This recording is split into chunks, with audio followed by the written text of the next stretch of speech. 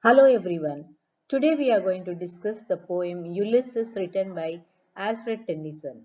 And before we discuss the poem, let us have a gist of this poem Ulysses. We can divide it into three aspects. The first one, the first two stanzas talk about Ulysses getting restless and bored with his kingdom Ithaca and its people. He craves for returning to his adventurous journey.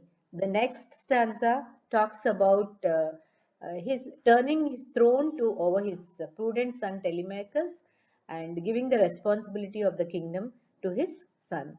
And the last two stanzas talk about Ulysses rallying his men with inspiring words of heroism so that they can join him in his adventurous journey once again. So this is a little gist, students, to understand the poem Ulysses. But before we understand, let us have a little bit of background story this Ulysses or Odysseus. The other name for Ulysses is Odysseus. So let us understand who this king or who Ulysses was. Okay, so, Homer was a Greek poet who was believed to be blind, and he has written two great epics in Greek, the Iliad and the Odyssey. The Iliad is an epic poem in 24 books, and the epic is about the wrath of Greek hero Achilles.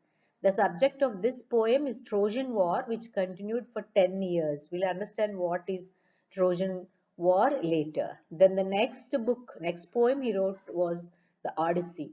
The Odyssey tells the story of Odysseus or Ulysses journeying home after the war is over. After fighting in the war for 10 years, Ulysses craves to return to his kingdom Ithaca. That is beautifully explained in this poem Odyssey. Today, both the Iliad and the Odyssey have been widely translated into many languages.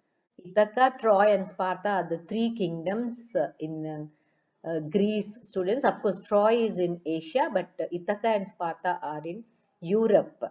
Okay, so this is Europe, and this is the close shot of Greece, where we will try to understand this is Ithaca, and then this is Troy, and the next kingdom is Sparta. So the story is related to three main kingdoms, Ithaca, Sparta, and Troy. And this is Sparta, and then this is Troy, and then this is Ithaca. Ithaca and Sparta are the Greek kingdoms, and Troy is the Asian kingdoms. And in those days, the mode of transport was only on the seas.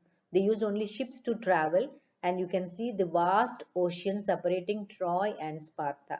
So the kingdom Sparta was ruled by a king called Menelaus, who had a very beautiful wife called Helen, and her beauty was worldwide popular.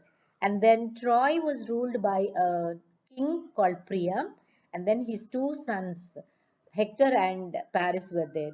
So the king Menelaus gets vexed up with the continuous wars between Sparta and Troy, and he invites the princesses of Troy to come over to his place and participate in the dinner as a mark of peace accord. So when Hector and Paris reach Sparta and take part in the dinner, this princess Paris falls in love with this queen Helen, and then she also reciprocates it.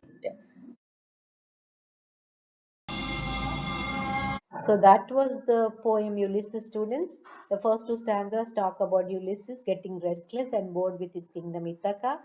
And the third stanza talks about Ulysses handing over his throne to his son Telemachus. And the last two stanzas talk about Ulysses rallying his men with the inspiring words of heroism. Hope you have got the you made sense out of this poem, students. Now you read the entire poem, you will understand it clearly with this background. Thanks for watching, and if this tutorial had made sense, please like, share, and do not forget to subscribe. That means a lot for me. Okay, bye bye for now, and let's meet up in the next video. Bye, take care.